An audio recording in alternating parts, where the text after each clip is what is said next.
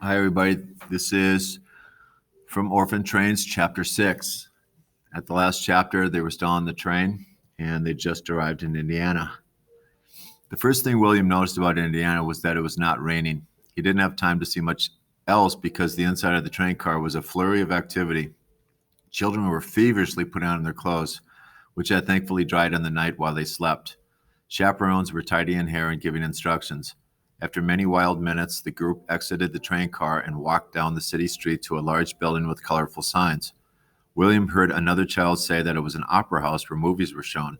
William had never heard or William had never heard of such a thing and was eager to see what was inside. He bustled in through the doorway and then stopped cold when he saw a crowd of people. Mr. Macaulay stepped up next to him, took his hand, and walked him the rest of the way. He stood William next to the other children his age. He saw that everyone looked a little nervous, and for some reason that made him feel just a little better.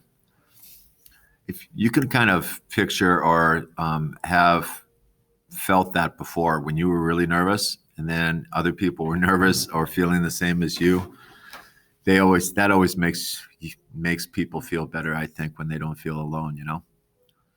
He looked out in the crowd, remembering that Mr. Macaulay said that he would do his best to put him with an Irish family.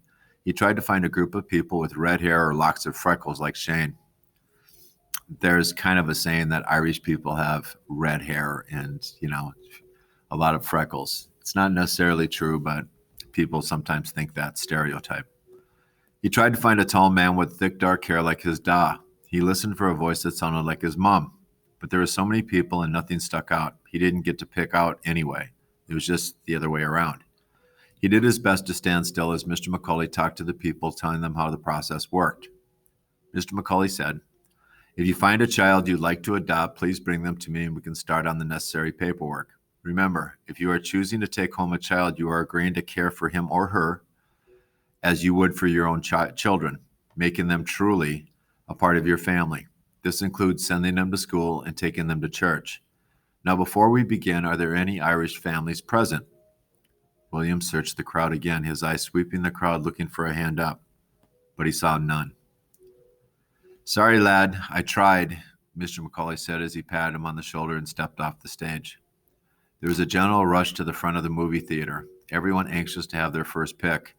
Mr. Macaulay stopped the herd from crushing the children and made them get into an orderly line.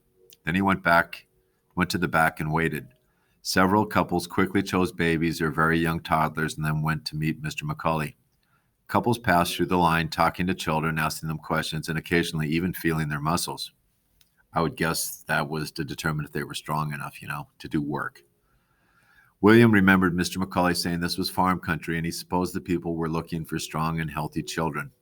There were very few children left on the stage, but no one stopped to talk to William.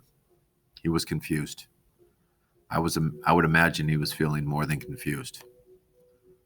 End of chapter 6.